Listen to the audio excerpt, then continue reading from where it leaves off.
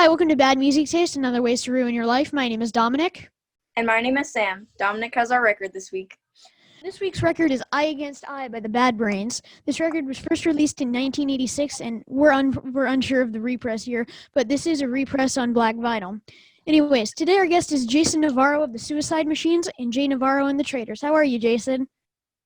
I'm fantastic. How are the two of you? We're okay. We're trying good. to keep ourselves busy with this. Yeah. Don't mind my creepy mustache. I drank a bottle of wine 2 days ago and decided to shave a mustache for some weird reason to reach ultimate creeper factor. So, and I've been too lazy to shave it the rest of the way. So there you go. So, recently, I started. I look like a cop with dreadlocks. So recently I started looking through a box of CDs in my basement, and I found a CD called Skank for Brains, and you guys were credited as Jack Kevorkian in the Suicide Machines. Why did you guys end up shortening it? Did you guys run through like legal issues, or what happened? Well, am I allowed? I mean, you guys are kids. Am I allowed to get mouthy and swear on this, or no? That's fine. Yeah. All right. So check it out. Originally, so many people got our name wrong all the time. They didn't know how to spell Kevorkian, and our name was also too long that sometimes people would flyer us or say the Suicide Machines are playing or Jack Kevorkian's playing, right? And then one time we played on a college campus, and people came to the punk rock show thinking Jack Kevorkian was going to be like speaking or something.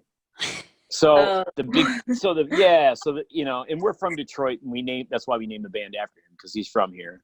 Yeah. And so then fast forward to 1995 or 6 when Destruction by Definition came out.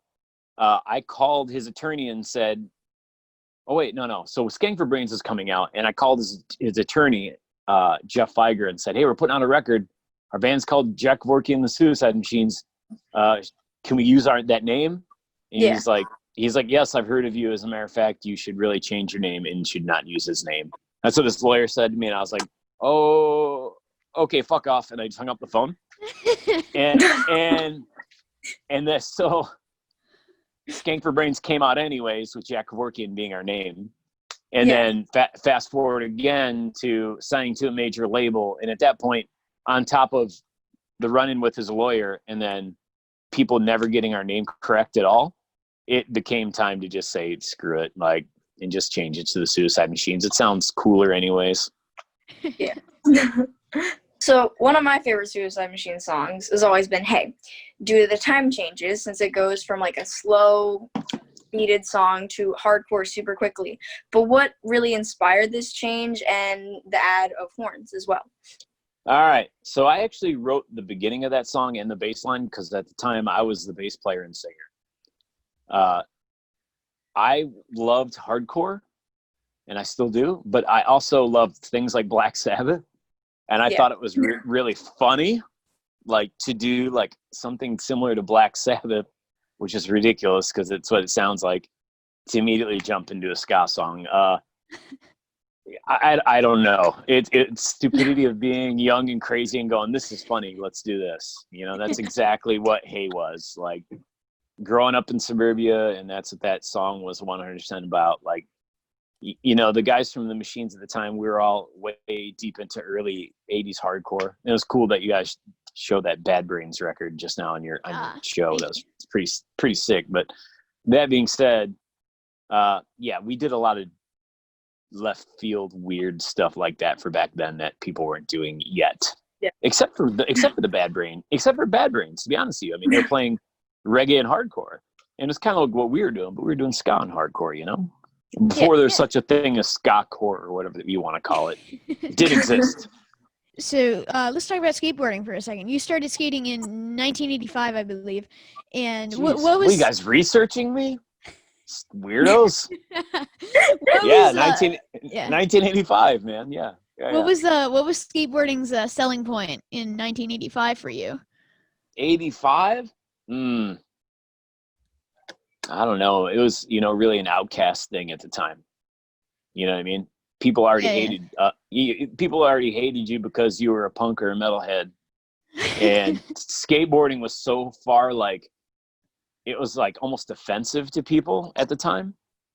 I know that sounds crazy. It was offensive. It was just a different culture. And what I found appealing about it was, even in the 80s, yeah, it was punk and hardcore, but it was also very, there were a lot of, black skaters. There actually were women skaters. There were punk skaters. There were skaters that listened to reggae. There were skaters that listened to hip hop.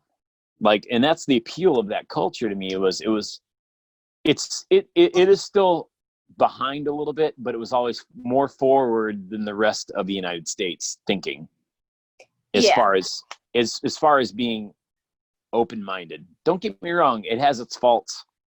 You know what I mean? And I love the fact that it is finally starting to drop, like, say, the homophobia and transphobia, and it's become more accepting of that world, which it wasn't in the 80s. You know what I mean? So skateboarders have their own faults like that too.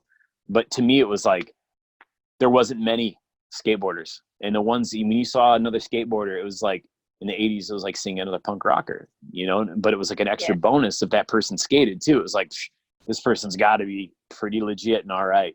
I'm going to go hang out with them. I don't even know who this person is. Go hang out with them, Yeah. That was the appeal. And then I became obsessed and addicted to skateboarding, and I have ever since. So. Nice. I recently started skateboarding, like, during all of this. I was like, I gotta do something during this to, like, stay productive and not still stay bored. And my dad bought me a skateboard, and then he used to skateboard, and I ended up, like, looking through the, like, stuff in the basement, and I found his old one, and now that's, like, the one that I ride now. Yeah. My youngest daughter, she got into skateboarding last year. I don't know if I don't know why. I mean, there's so many awesome role models now as far as women in skateboarding and stuff like that. Yep.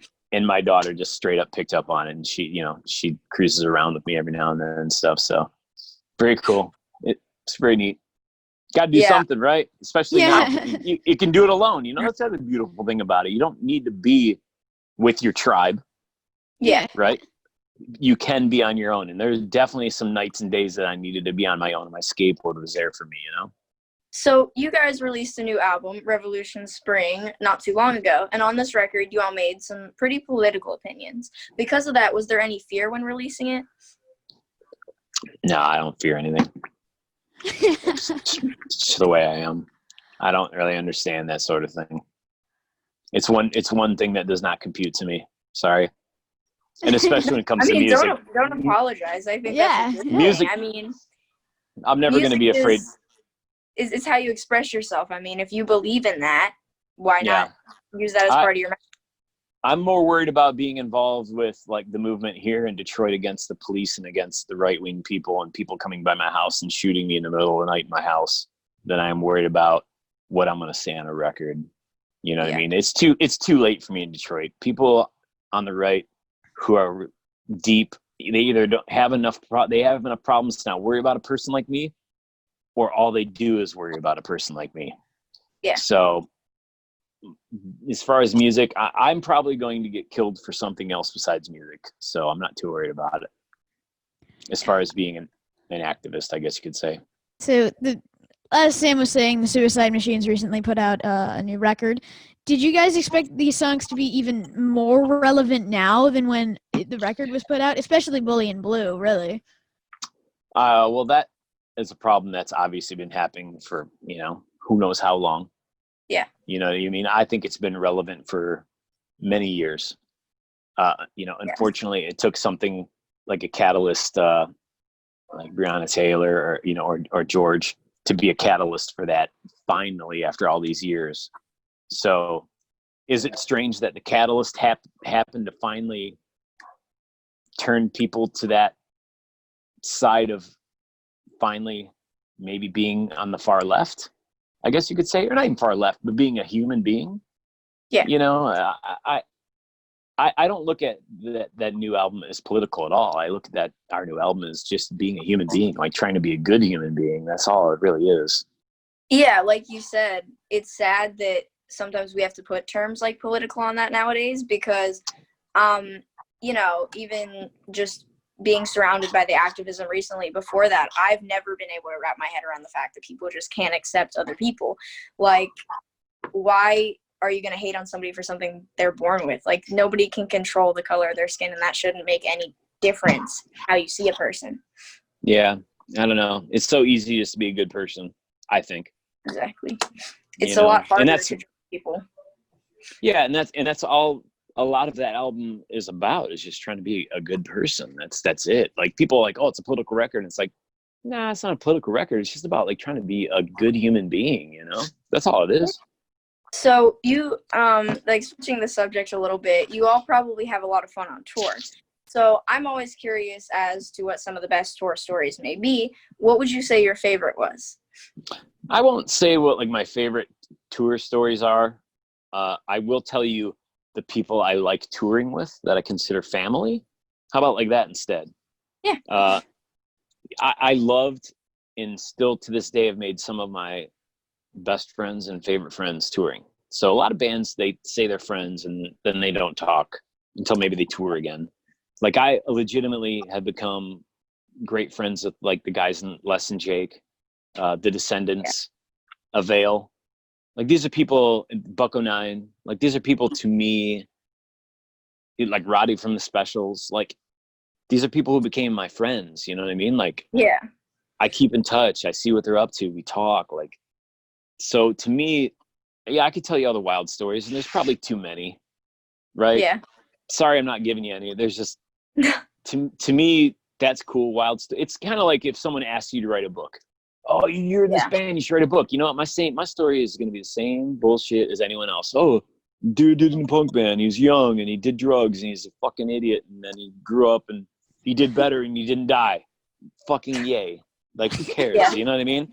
Yeah. Same thing. Oh, he was wild on tour. He does crazy shit on tour. You know, who fucking cares? Like, so I'm going to tell you, like, what I loved about touring was making such good friends that I love and respect, and, you know, and sometimes need to talk to, and or they, you know, need to talk to me, you know, like, Yeah.